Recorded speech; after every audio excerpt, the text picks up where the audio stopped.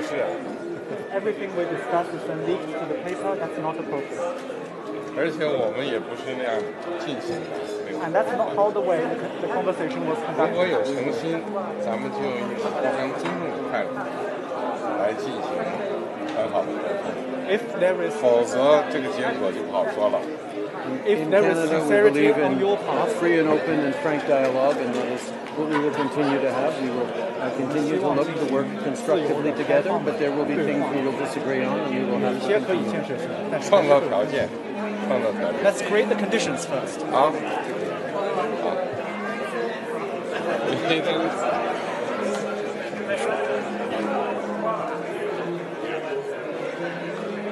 Damn! The body language there, the way that Trudeau scurried off says a lot. What's the quote here? Good times create weak men create bad times create strong men create good times, and then pathetic weasels like Justin Trudeau that are running a totalitarian hellscape up in Canada. Welcome back, beautiful and amazing human beings. My name is Luke Rudowski here of wearechange.org, and we have a lot of wild and bizarre news to get into today, as of course we want to give you a picture of what's happening not only globally but also of course internationally here in the United States, where financially things aren't really looking good for everyone. When the corrupted businessmen promised that you will owe nothing, they actually meant it. We're going to be talking about that, plus a lot more, all on this independent media broadcast, as well as also the very tragic events that unfolded in Poland yesterday that luckily didn't launch us into a full all-out war, even though some actors and nefarious players really tried to make that happen. Lots of things to call out here, especially when it comes to the politicians who have failed us during this very key time, as well as the corporate media that was pushing propaganda that was absolutely not true. Justin Trudeau, by the way, still pushing the propaganda today. So much to discuss. We're going to get into that, plus a lot more. If you like the shirt that I'm wearing, you can get it on thebestpoliticalshirts.com. And the clip we played in the beginning of this broadcast is, of course, from Bali at the G20 meetings, where the president of China made sure a video camera and translator were there. The translator even moved out of the camera angle so they could get a better shot of this larger confrontation of the Chinese president accusing the Prime Minister of Canada of not being a man of honor, a man of his word, and leaking private conversations to the media that, of course, the two privately had and were supposed to be secret. This as, of course, Justin Trudeau previously praised the government of China and how they could make the economy stop on a dime, essentially also trying to mimic policies by the totalitarian state of China in his own country, Canada, which has recently arrested, prosecuted, and even debanked individuals who criticized his administration, as of course he locked down society, disarmed people, and now the government there is running a government-assisted suicide program that will eliminate the undesirables in the Canadian society. That right there is a blueprint of something that I've seen before historically. Now, who does that? Oh yeah, evil despots. And when we look at this confrontation, it sure does say a lot, as the Daily Mail is saying that the Chinese president humiliated the Prime Minister of Canada. And in other embarrassing news, we have yet another clip of the President of the United States struggling and fighting with stairs. Yes, there's a new video showing the president once again stumbling, not down the stairs, but going up the stairs. And as the President of the United States vigorously takes on stairs, the American people are taking on poverty and economic inequality, as of course the Great Reset, Build Back Better policies that have been implemented in tandem by many of the G20 countries following the orders of Klaus Schwab, who's there giving a keynote speech right now, have absolutely wrecked the American economy, where even one of the richest people in the entire world, Jeff Bezos, came out on an interview and said that he's even telling family members and loved ones not to buy new cars, TVs, as he thinks the United States economy is facing a major recession. And he's not wrong, as household debt in America has soared to $16.5 trillion. This as Twitter, Facebook, Meta, and Amazon are firing thousands of workers. Amazon specifically is planning on firing 10,000 plus workers from its larger monopoly shipping establishment, highlighting some bigger financial worries ahead of us. You thought cryptocurrency was going to help you during all of this? Nope. That's because it is involved in statists, scammers, and hacks like SBF, who many people now believe was working with U.S. intelligence agencies in order to pull off his Ponzi scheme, as of course he was throwing tens of millions of dollars and even promised $1 billion to the Democrats that are currently in power. And as people were defrauded, robbed of their money, what's the federal government doing in order to get some kind of retribution here? Well, very bewilderingly, they're kind of forewarning the founder of this company that they're coming after him, as they still haven't come after him, as today we're learning from the Daily Mail that the, quote, FBI is planning to extradite SBF. And why would they be saying this before they actually did this, unless they were trying to give him a warning telling him to escape? Why is this man not in custody? What is he doing here? Well, does this have to do with the protection money that, of course, he gave to the federal government? Well, that's a question that I think is worth asking, as of course the scams and financial worries are affecting everyone, along with the larger supply chain shortages that are affecting predominantly children right now, as there is a major shortage of a major antibiotic, amoxicillin, a common drug that's not available mainly because of restrictions due to previous health policies that actually ended up hurting more people than actually helping them. This, as we're learning today, that some children have to wait 15 hours in the emergency room because of this major supply chain shortage. And as you're being robbed and screwed over by some of the biggest politicians and multinational corporations on this world, also don't forget that your possibility of being screwed over in the streets is also likely, as of course there's just video after video of brazen criminality that has taken over the United States. With the latest video, not surprisingly, coming from San Francisco, where two monsters pistol whipped a wedding photographer for her camera as the bride and groom just watched it happen. Lots of crazy things happening in this world, lots of insanity. How do you protect yourself? Well, that's specifically what we are going to be discussing on LukeUncensored.com, our own quasi-private, not-so-private, secret underground railroad for information that we cannot discuss here on this particular platform. If you haven't signed up yet, what are you waiting for? It's quick, it's easy, it's simple.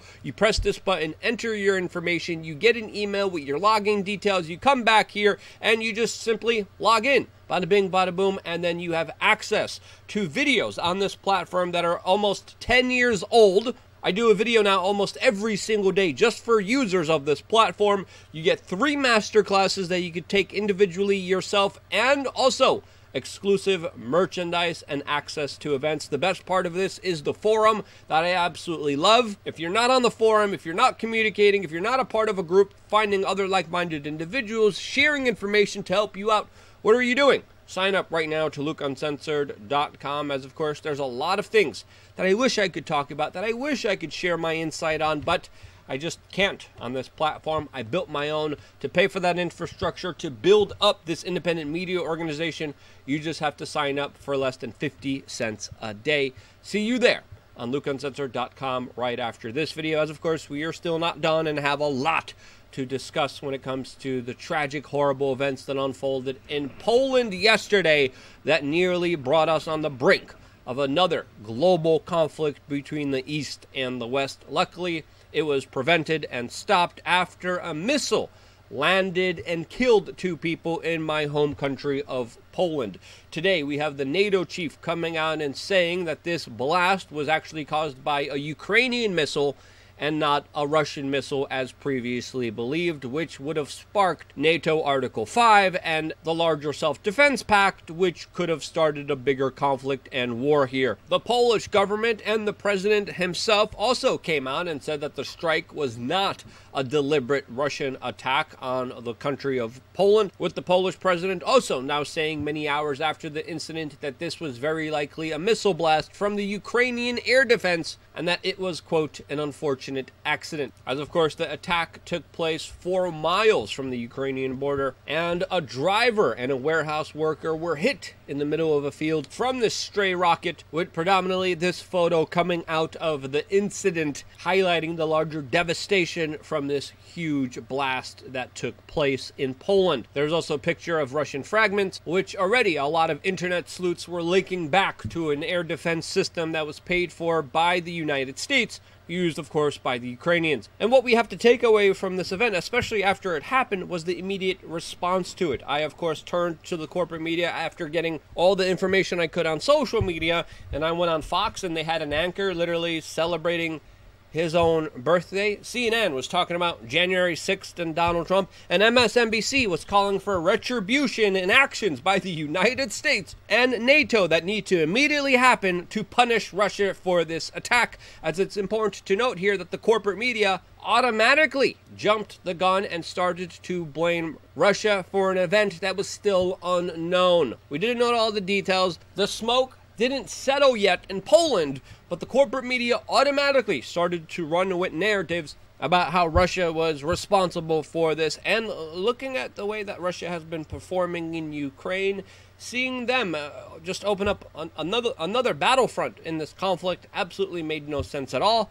But that didn't matter to, of course, the corporate media that ran stories and then later edited them without any kind of retraction, spreading disinformation before any investigation was done, and not even officially correcting their previous mistake here. That's right there what you call fake news, which, of course, if we were playing by the same rules, they would have been punished by, of course, the big tech social media, but, of course, they're not.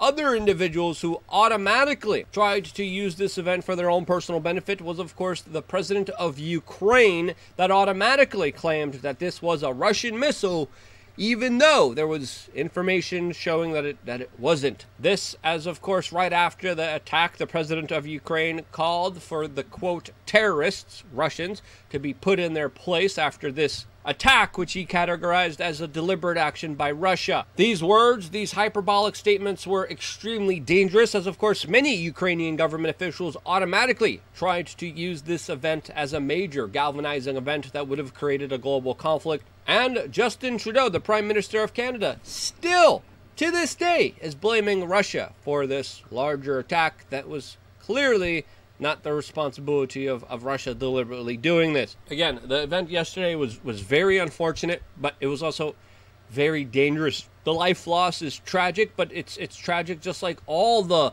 life loss during war, which is absolutely idiotic in my own personal opinion and perspective. As again, we have to understand, we are very close to an entire global conflict that risks the entirety of human civilization, and it could be an accident, which, again, people need to understand here, routinely happens, especially when it comes to bureaucracies, governments, and militaries. You look at the way that the DMV runs. The same people that run the DMV are running the military. There's a lot of incompetent people when it comes to government bureaucracies. Those same people are the ones with their finger on the button and could legitimately make a mistake that could trigger a full, all-out global conflict and war. And all it could take is one exercise going wrong, one button being pushed wrong, one miscalculation, and an attack could happen that could spark this insanity that sadly some people are still waiting for desperately to happen in order to justify their larger perversion for war. This needs to stop more than ever. This situation, this larger proxy war between the East and the West using Ukraine as a battling ram is not helping anyone. And as the conflict naturally subsides because of the cold weather and winter, we still have to understand these attacks could escalate at any moment, at any time.